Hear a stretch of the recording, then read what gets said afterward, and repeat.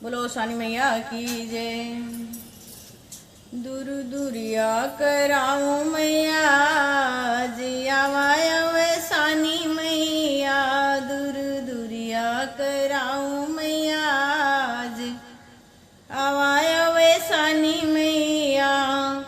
आंगन में बैठी मैया सात सुहागिन, आंगन में बैठी मैया सात सुहागिन, तुमको मनाऊं मैया जिया वे सानी मैया, तुमको मनाऊं मैया जिया वे सानी मैया।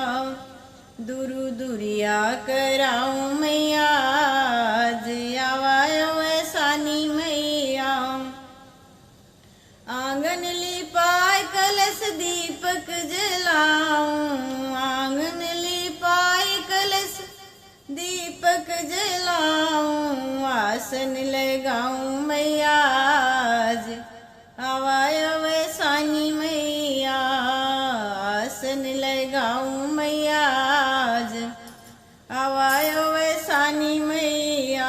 दूर दूरिया कराऊं मैया आवाय वे सानी मैया।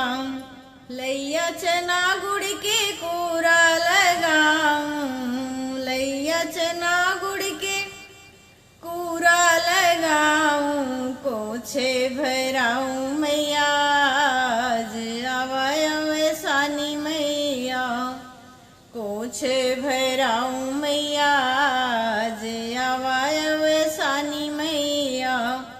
दूर दूरिया कराऊं मैया आवाय वे सानी मैया। सिंदूर बिंदी पीली चूड़ी चढ़ाऊं, सिंदूर लाल चूड़ी पीली बिंदी चढ़ाऊं, सिंगारी कराऊं मैया आवाय वे सानी मैया, सिंगारी कराऊं मैया आवाय वे सानी मैया। दूर दूरिया कराऊं मैया आवाय वे सानी मैया। नैहरिया सासुर बेटियों बहुए, नैहरिया सासुर बेटियों बहुए, रखना कुशल परिवार, बिनती यही बारंबार, रखना कुशल परिवार।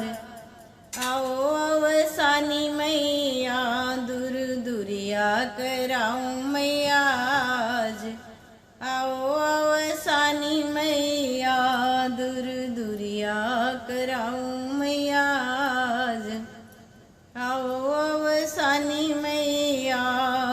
तुमको बुलाऊं मैया आओ सानी मैया। बोलो सानी मैया की जय। बहुत प्यारी गीत है दोस्तों, सुनिएगा। अगर आप लोग को भी अच्छी लगती है तो वीडियो लाइक कीजिएगा, चैनल पर नए हैं तो चैनल सब्सक्राइब कर लीजिएगा।